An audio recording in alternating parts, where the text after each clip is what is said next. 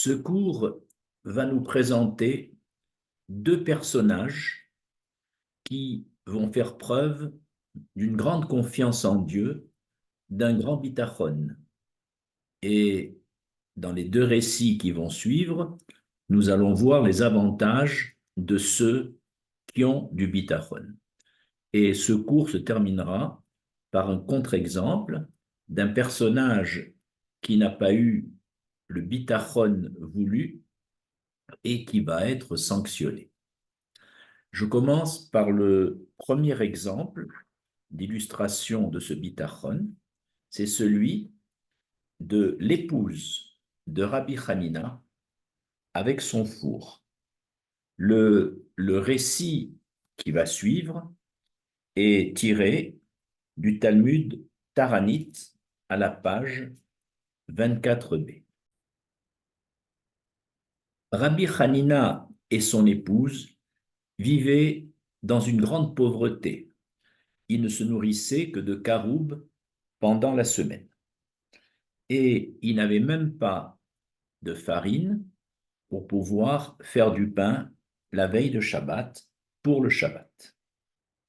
Mais Madame Hanina, avec son sens de la dignité, ne voulait pas dire à ses voisins ou à ses voisines qu'ils étaient si pauvres. C'est pourquoi, à chaque veille de Shabbat, elle préparait des brindilles qu'elle mettait dans son four qui était vide et elle produisait ainsi de la fumée qui sortait par la cheminée afin que ses voisins ou ses voisines voient que, comme toutes les femmes du quartier, elle confectionnait son pain. Il y avait dans son voisinage une voisine malveillante qui s'est dit: je suis persuadée qu'elle n'a rien à mettre dans son four, alors pourquoi produit-elle cette fumée? Alors cette voisine vient frapper à la porte. Madame Hanina, qui comprend que quelqu'un va frapper, va entrer et va voir le four vide avec cette fumée qui sort, elle serait donc humiliée de cette situation. Que fait Madame Hanina? Elle monte dans sa chambre précipitamment. La voisine ouvre la porte et dans la cuisine, elle voit le four rempli de pain déjà bien cuit. Et parce qu'un miracle s'est produit. Et la voisine appelle Madame Hanina: amène vite ta pelle à pain, car ton pain va brûler. Et que répond Madame Hanina depuis sa chambre? Elle dit: c'est justement pour chercher la pelle à pain que je suis montée dans ma chambre. Mais Madame Hanina ne mentait pas.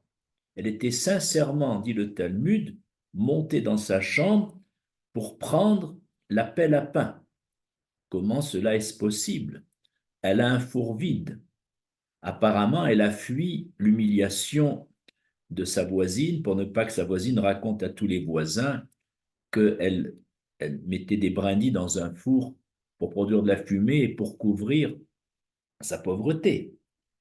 Et une braïta dit à la fin de ce récit talmudique, euh, effectivement, Madame Hanina, c'était vrai, elle était montée dans sa chambre pour rechercher la pelle à pain, car elle était habituée au miracle. Comment comprendre l'affirmation de l'épouse de Rabbi Hanina quand elle dit à sa voisine depuis sa chambre: c'est justement pour chercher la pelle à pain que je suis montée dans ma chambre? En fait, elle était sincère. Du fait elle aurait eu très honte si sa voisine était entrée et découvrait que le four brûlait avec aucun pain à l'intérieur, Madame Hanina était convaincue que l'Éternel ne, ne la laisserait pas dans cette humiliation.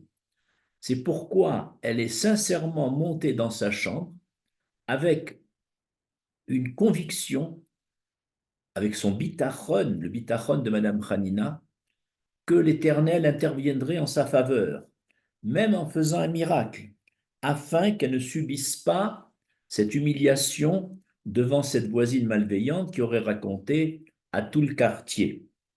Ainsi, on comprend que, bien que dans son four complètement vide, Madame Hanina a quitté sa cuisine pour monter dans sa chambre, elle est réellement montée pour prendre une pelle à pain dans l'hypothèse qui pour elle était une très forte probabilité que l'Éternel agirait en sa faveur. C'est cette attitude de Emouna et de Bitachon que le récit vient signaler pour Madame Hanina. Et c'est parce que justement, avec sincérité et pas pour dissimuler sa honte, elle a dit, c'est justement pour chercher ma pelle à pain que je suis montée. Et ça, c'est vraiment extraordinaire qu'avec un four complètement vide, et dans cette situation, elle monte pour prendre la pelle à pain, pour ramasser les pains éventuels que l'Éternel produirait miraculeusement. Comment comprendre dans ce récit le second miracle, celui de la bassine près du four, et la bassine était remplie de pâte à pain. Ce deuxième miracle était inutile. Le premier miracle d'un four vide qui s'est rempli de pain déjà cuit était déjà suffisamment un grand miracle pour faire taire la voisine. Mais le commentateur Marchas explique que c'est ce second miracle qui était le plus important, où la bassine s'est remplie de pâte à pain. Pourquoi? Parce que s'il n'y avait que le four rempli de pain et, et la bassine qui devait contenir la pâte à pain, si elle était vide quand la voisine est rentrée, la voisine aurait pu penser que, effectivement, cette femme pieuse, Madame Hanina, avait bénéficié d'un miracle. Mais en mettant en plus le deuxième miracle euh, d'un récipient contenant de la pâte à pain pour produire encore d'autres pains, alors le phénomène du pain qui brûle dans le four, qui est cuit dans le four, devient plus naturel, moins miraculeux. Ainsi, les deux miracles associés, le four rempli de pain cuit et la bassine remplie de pâte à pain, c'était pour faire taire l'éventuelle hypothèse que la voisine aurait pu penser que c'était, s'il n'y avait pas la pâte à pain, que le miracle du four. On voit donc dans cet exemple à quel point Madame Hanina avait du bitachon. Et pourquoi le texte dit à la fin l'expression parce qu'elle était habituée au miracle. Elle est montée prendre la pelle à pain parce qu'elle était habituée au miracle. Mais même si on est habitué au miracle, parce qu'on a une grande piété, le miracle ne se produit pas toujours. En fait, Madame Hanina a prévu les deux situations. Soit la situation, à ses yeux, très peu probable, où l'Éternel n'intervient pas, alors elle se cacherait dans sa chambre pour éviter une humiliation. Mais dans la deuxième hypothèse, à ses yeux la plus probable, où l'Éternel interviendrait, elle a effectivement, dans sa chambre, cherché la pelle à pain, prête à descendre pour retirer les pains miraculeux de ce four. Nous allons passer maintenant à un deuxième paragraphe d'exemples, de modèles de bitachon.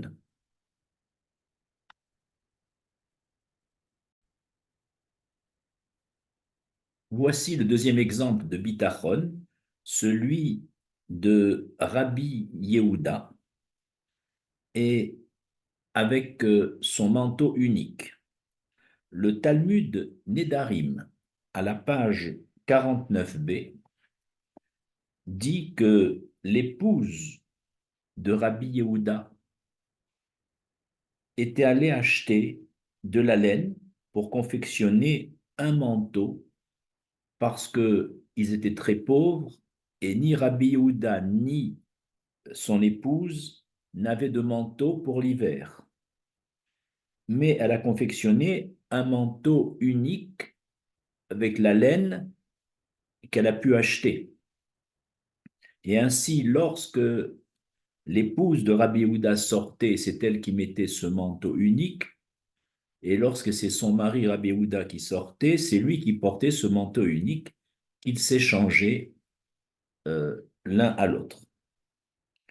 Et chaque fois que Rabbi Yehuda se revêtait de ce manteau, il appréciait tellement ce manteau unique qu'ils avaient qu'il faisait une bénédiction, il disait « Béni soit celui qui m'a donné ce manteau pour me couvrir », tellement il appréciait ce manteau. Un jour, le Nassi, le chef de la communauté, Rabbi Shimron ben Gamliel, avait décidé un jour de jeûne pour la communauté. Mais Rabbi Yehuda, qui aurait dû se présenter avec la communauté en ce jour de jeûne, ne s'était pas présenté. Alors, quand Rabbi Shimon ben Gamliel a demandé comment se fait-il que Rabbi Yehuda ne soit pas venu, un des élèves a dit à Rabbi Shimon ben Gamliel, je pense que Rabbi Yehuda n'a pas pu venir parce qu'il fait froid, il n'a pas de manteau, et le seul manteau qu'ils ont dans le foyer, c'est Madame la rabbinite, la femme de Rabbi Yehuda, qui a dû le porter pour aller au marché, et donc il n'a pas pu venir. Alors quand Rabbi Shimon ben Gamliel a entendu à quel point Rabbi Yehuda était pauvre, puisqu'ils avaient un manteau unique, il a envoyé un manteau par un chaliar, par un émissaire, pour l'offrir à Rabbi Yehuda, afin qu'il vienne. Mais Rabbi Yehuda a refusé l'offre. Quand le chaliar est venu, il a dit, il n'en est pas question, j'ai les moyens moi-même d'acheter un manteau, et, et la preuve, il soulève la natte sur laquelle il était assis, et il y avait des pièces d'or. Donc, il voulait dire au chaliar, j'ai les moyens d'acheter un manteau, tu vois bien ma richesse, mais je ne veux pas profiter de ces biens dans le monde d'ici-bas. Et c'est comme ça que le chaliar a pu ramener le manteau. Et Rabbi Yehuda n'en a pas profité. Et le bitachon de Rabbi Yehuda vient dans ce fait qu'il savait qu'il n'avait rien à la maison et rien sous la natte. Et voilà qu'il soulève la natte pour montrer au chaliar qu'il a des pièces d'or, alors qu'avant de soulever, il sait très bien qu'il n'a rien. Donc, il s'est dit, je n'ose pas prendre ce manteau, il aurait honte de le prendre. La seule façon de ne pas vexer Rabbi Shimon ben Gamliel, c'est de lui dire qu'il a les moyens de l'acheter, mais il ne veut pas profiter de sa richesse. Mais il fallait encore que le chaliar soit convaincu qu'il soit riche, alors que le bruit courait qu'ils étaient très pauvres. Et c'est pour ça, pour ne pas être humilié, il était persuadé et convaincu dans son bitachon que l'Éternel lui trouverait une solution. Et quand il a soulevé la natte, qui n'avait rien normalement en dessous, il était persuadé que miraculeusement l'Éternel mettrait quelques pièces d'or. D'ailleurs, il ne pouvait pas profiter de ces pièces d'or puisque on ne peut pas profiter de tout acte miraculeux. N'empêche qu'il a montré ici son grand bitachon.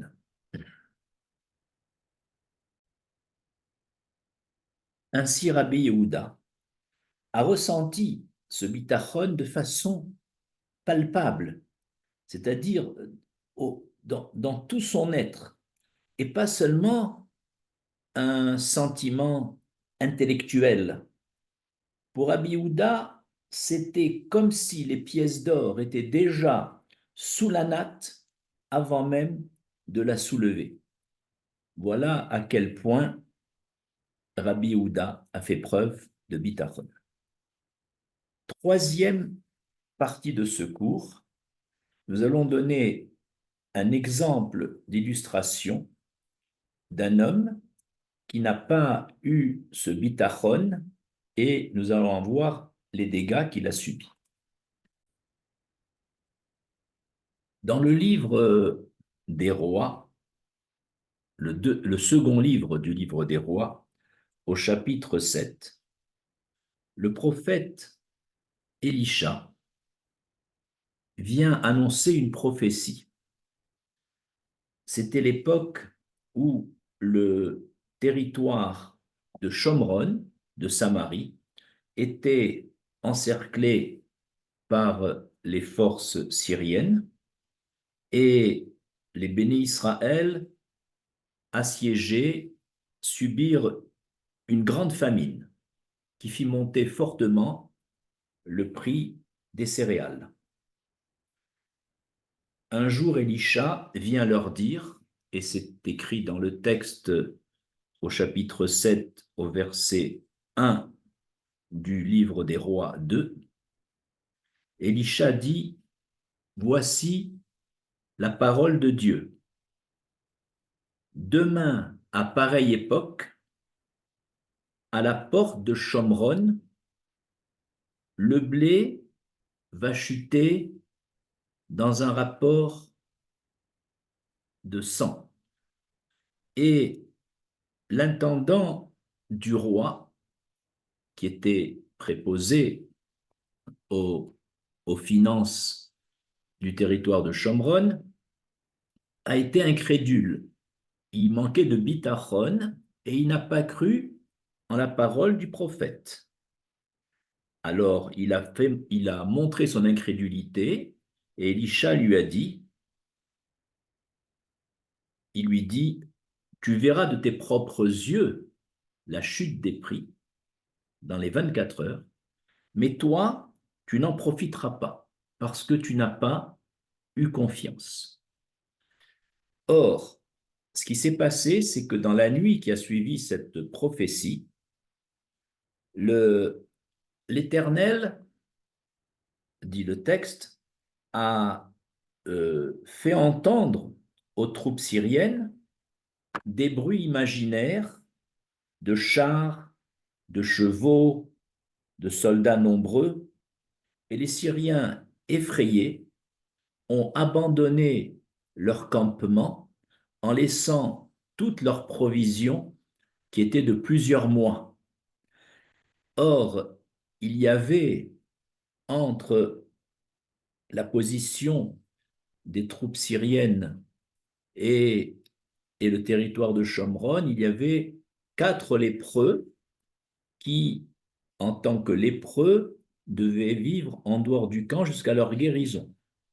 À un moment, ils étaient tellement affamés qu'ils sont allés se rendre aux troupes syriennes en se disant, s'ils ont pitié de nous, eh bien, on survivra, sinon, mourir pour mourir, on mourra. Et quand ils sont arrivés dans le camp était vide, puisque tous les Syriens effrayés sont partis. Et le lendemain, vu la quantité de blé et d'orge euh, prise dans le butin des Syriens, cela a fait effondrer les cours et la prophétie d'Élisha s'est bien réalisée. Et quand le roi a envoyé son officier, celui qui n'avait pas eu confiance, qui a été incrédule, Il fut devant la foule qui s'était amassée aux portes de Shomron, il fut écrasé par la foule et il périt. Ainsi, il n'a, comme a dit Élisha, n'ayant pas cru, n'ayant pas eu le bitachon voulu, il en est suivi qu'il a perdu la vie.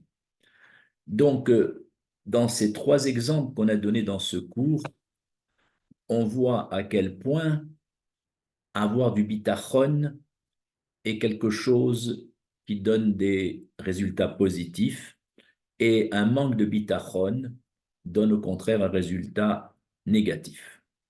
Je vous remercie.